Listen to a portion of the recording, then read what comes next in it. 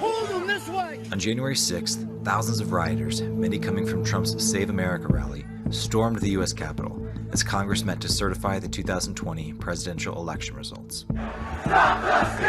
Stop the steal! The insurrection resulted in multiple deaths, including an officer, dozens of injuries to law enforcement and rioters, ongoing arrests, and vandalism across the Capitol.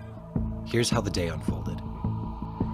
That morning, thousands gathered at the Ellipse near the White House to hear the president and his allies speak.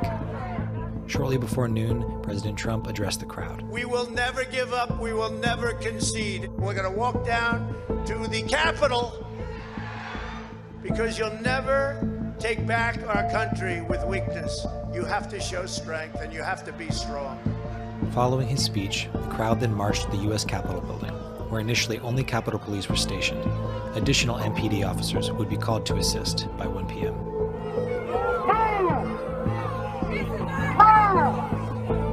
At 12:53, a large crowd approached approximately 5 Capitol Police officers standing at a fenced-off entrance near the Peace Monument.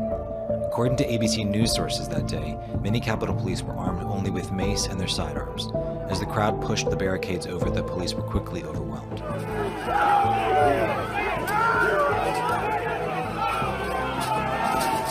In contrast to other events in D.C. last summer, additional state and federal law enforcement was not pre-staged ahead of the riot. Within minutes, protesters began swarming other entrances of the Capitol, breaking through barricades and continuing to push further toward the building.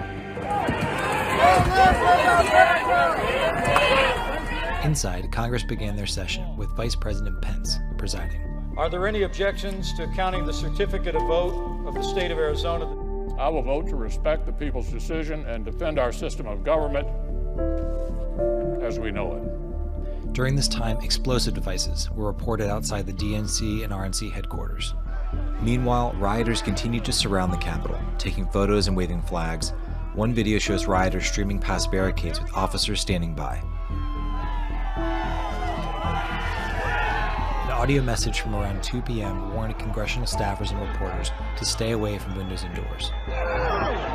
Between 2 and 2:30, rioters broke through multiple entrances and began pushing further into the building.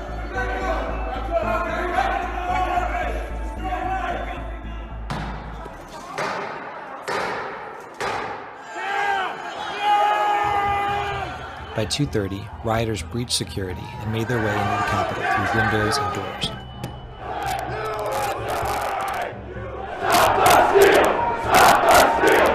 Crowds began pouring into the Rotunda, Crypt, Statuary Hall, and other locations. Stop the steal!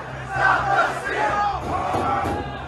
On the chamber floor, the House recessed and told members to lock down and shelter in place. They broke the glass? Everybody stay down! Get down! Around 2:45, members of the Capitol security team barricaded the entry doors to the chamber. Congress members retrieved gas masks from underneath their seats, and tear gas has been released into the Rotunda.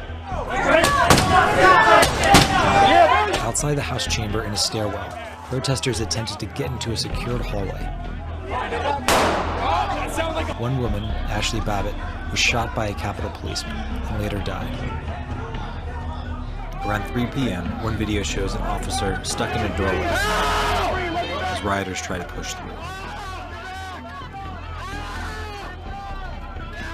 By now, hundreds of rioters occupied the Capitol, roamed the halls, sat at Speaker Pelosi's desk, and vandalized the building.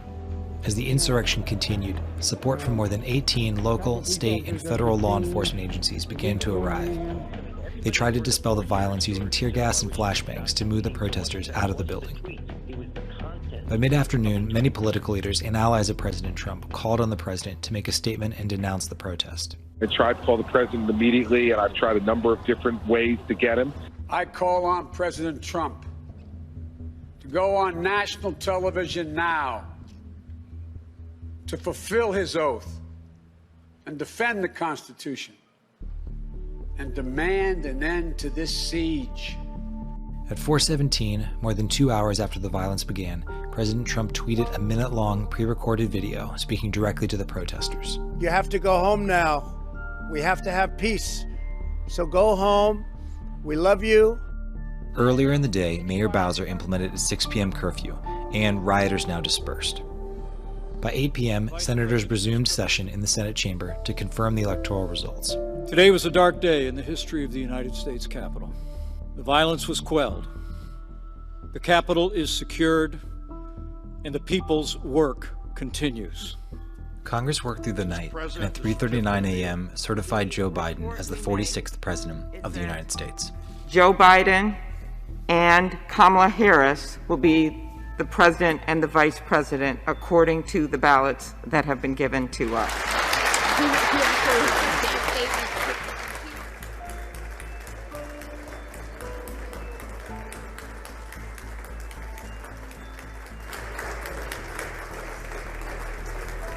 Purpose of the joint session having concluded, pursuant to Senate Concurrent Resolution 1, 117th Congress, the chair declares the joint session dissolved.